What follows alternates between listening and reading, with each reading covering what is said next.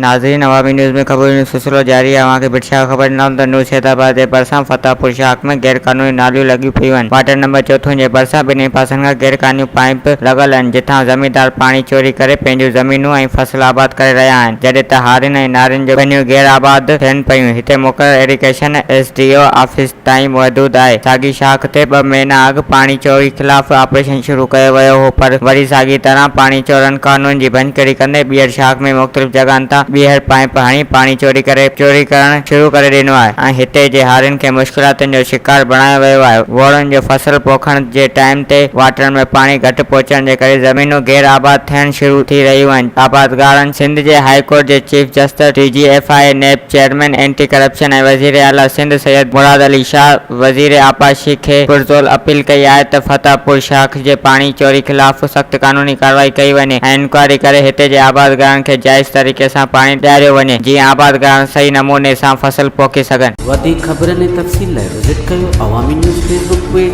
YouTube page ऐं अवामी news website.